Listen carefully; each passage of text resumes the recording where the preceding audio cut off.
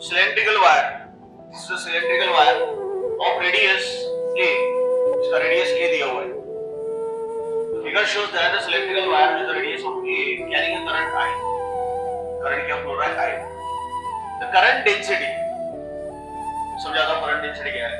Which is in the direction of the central axis. ठीक है? जो करंट डेंसिटी है वो करंट डेंसिटी उसके सेंट्रल एक्सिस में, मतलब यहां से लेकर के वो चलते रहेगी.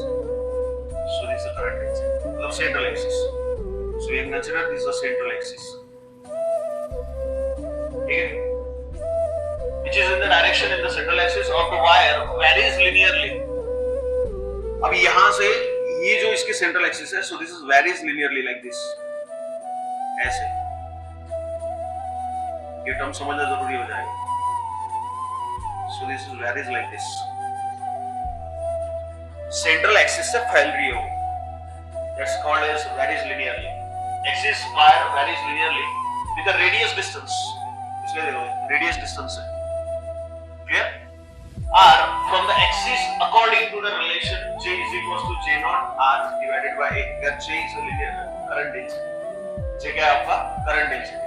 And J naught R divided by A. And J naught is the density which is increasing in.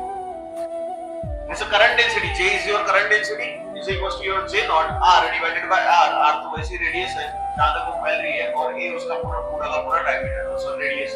ठीक है, and J naught उसका करंट डेंसिटी वो है जो इंक्रीज हो रहा है linear. Obtain the magnetic field B. Magnetic field B obtain करना है हम लोग को B inside the wire at a distance of R from its center. At a distance of R from the center. Magnetic field मेरे को बनानी है. कहाँ बनानी है? Inside the wire. वायर के अंदर में. At a distance of.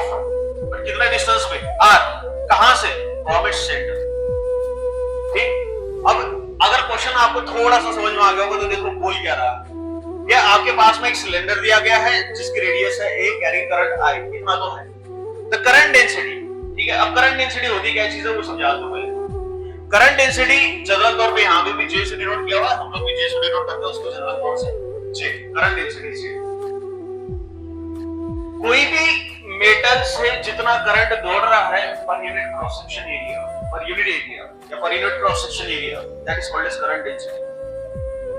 The meaning of current density, current flowing through the conductor या कोई भी metal, current flowing through the metal per unit area, cross section area, that is called as current density. अगर मैं इसका formula बनाऊं तो J का formula क्या बनेगा? This is J is your current density. ठीक है, द फ्लो ऑफ करंट या otherwise the current flowing through the conductor, that means DI divided by dA. This is the formula for current density and this is term for current density. The current flowing through the conductor per unit cross section area, that is called as current density. Clear? ये होगी तेरी current density.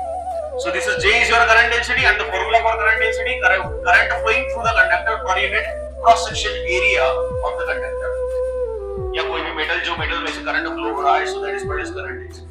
ठीक है, and this standard formula for current density, तो इसलिए current density J is equals to dI by dA हो जाएगा, और यहाँ से आप उसका SI यूनिट जो भी टर्म्स है आप उसका ले सकते हैं. ठीक है, हाँ.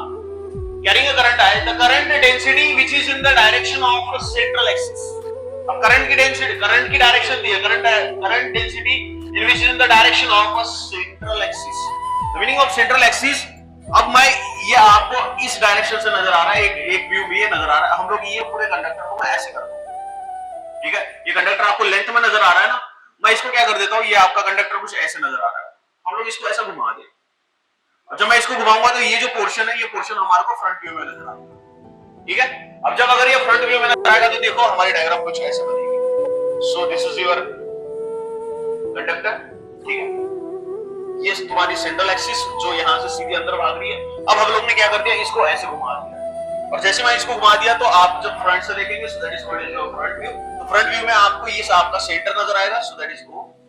ठीक है, अब देखो यहां से ये लिनियरली इसकी डेंसिटी फैल रही है, इसकी मतलब ये हुआ this is your linear density. ठीक है, और इसकी रेडियस कितनी है? R. ठीक है, और कंडक्टर की रेडियस है. ठीक, अब देखो the current density which is in the direction of central axis, जो करंट डेंसिटी है which is in the direction of central axis of the wire varies linearly with radial distance r from the axis according to the relation of j is equals to j naught r divided by a.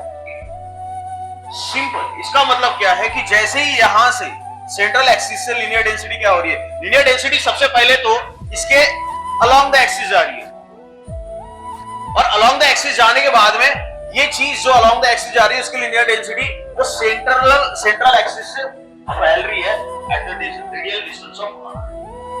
मतलब देख यहां से ये ऐसे फैल रही है, ये ऐसे फैलते हुए जा रही है, so this is your linear density. और कहां तक फैल रही है उसने बताया एक eight a distance of r, और ये जो r तक डिस्टेंस फैलते हुए जाएगी तो इसको कुछ लेंथ से फैलते हुए जाएगी, तो हम लोग ये इसको कंसीडर कर लेते हैं, this is dr, so this is your area, ये आपका dr, that is change in the radius. ये आप समझ रहे हो, सेंट्रल एक्सिस से लीनियर डेंसिटी ऐसे कुछ फैलते हुए जा रही है, और ऐसे फैलते हुए जा रही है कि कहां तक फैलते हुए जाएगी, जहां तक रेडियल डिस्टेंस का नाम हो जाए r from the axis according to the relation, and that relation j is equals to, you have the equation for j is equals to what, j naught r divided by,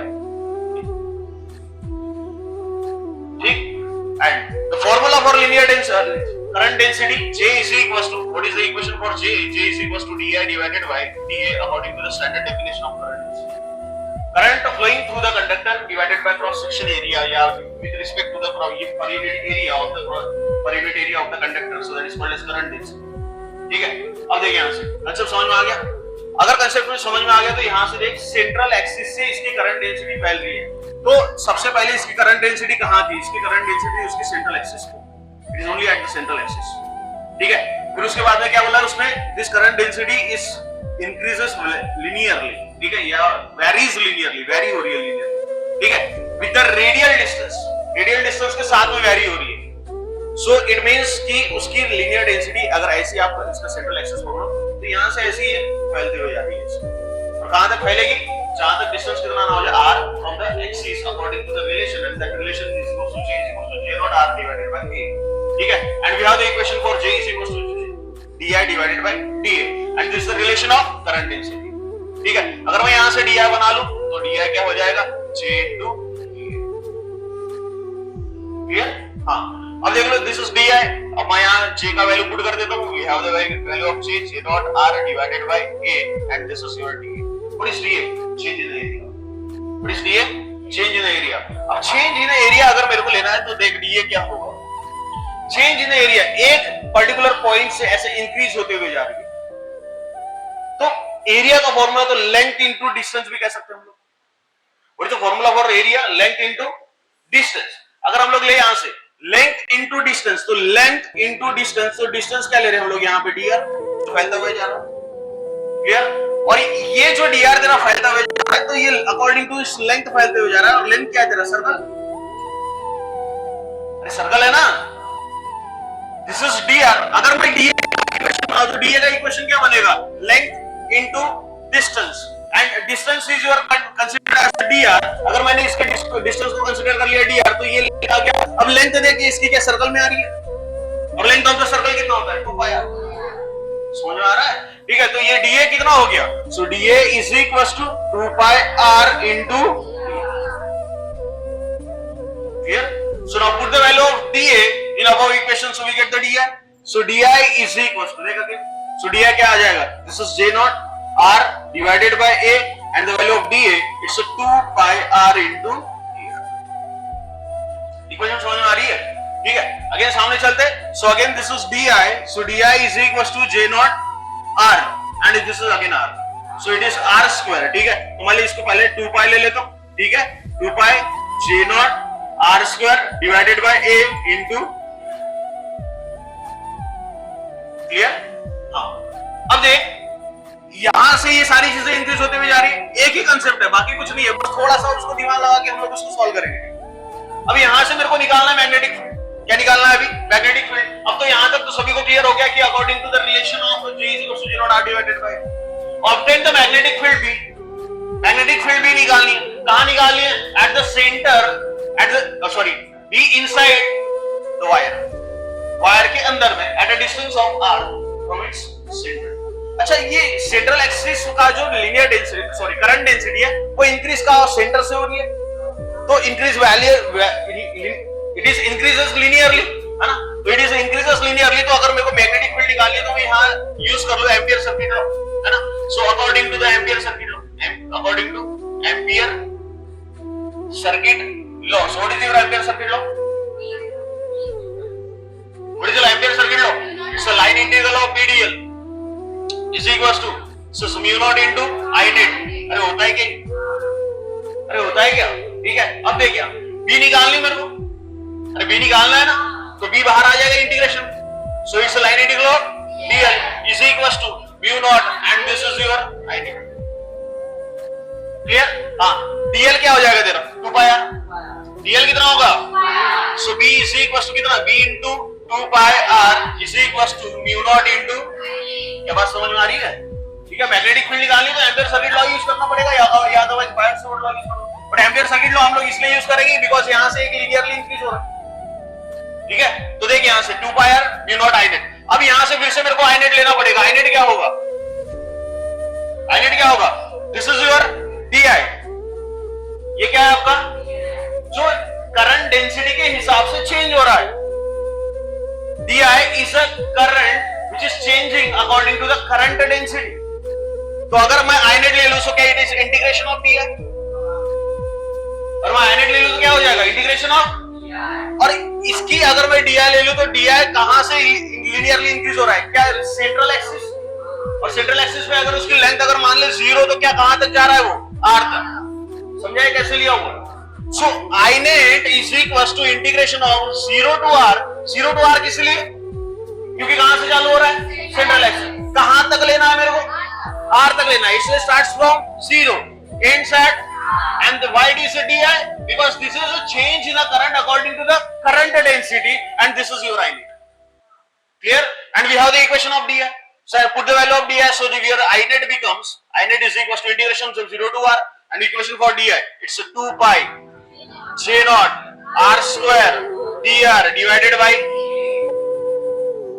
clear? जो constant है integration के बाहर निकालेंगे हम लोग। ठीक है, ये मान ली इसको इक्वेशन नंबर ए दे दो, बाद में हम लोग को इसमें पुट करना पड़ेगा। So we get the equation for B. ठीक है, हाँ चलेगा भी इधर। सो आई नेट यहां आ गया, जो कांस्टेंट है इंटीग्रेशन के बाहर लो, बोल आई नेट इज इक्वल्स टू क्या आएगा? 2 पाई J naught अगेन क्या डिवाइडेड बाय ए कांस्टेंट। अबे ये तो करंट का, ये कंडक्टर का तो रेडियस है ना, ये को चेंज होगा क्या? नहीं, कौन चेंज हो रहा है? r with respect to r square और ये dr। So integration 0 to r square, चल बोल फटाफट। So I net is equals to 2 pi J naught divided by a r cube divided by 3 0 to formula for putting the limits. So I net is equals to 2 pi J naught divided by, ठीक है, देख क्या आ जाएगा यहाँ पे? r cube divided by 3 minus 0 cube divided by 3। So it's again r cube divided by, अरे बोल समझा क्या? अरे समझा गया? So this is the total equation for I net। Put the equation of I net in equation number a, so we get the b। सो b 2 pi r, ठीक है, is equals to mu naught and your I net becomes 2 pi J naught divided by a r cube divided bye, कोई क्या क्या cancel हो रहा है? क्या जनाब ये दोनों कैंसिल हो गए? यहाँ r और यहाँ स्क्वायर, स्क्वायर बन गया। So this is b is equals to mu naught J naught r square. समझा? अरे समझा गया? So this is the magnetic field inside the, magnetic field inside the wire. समझा?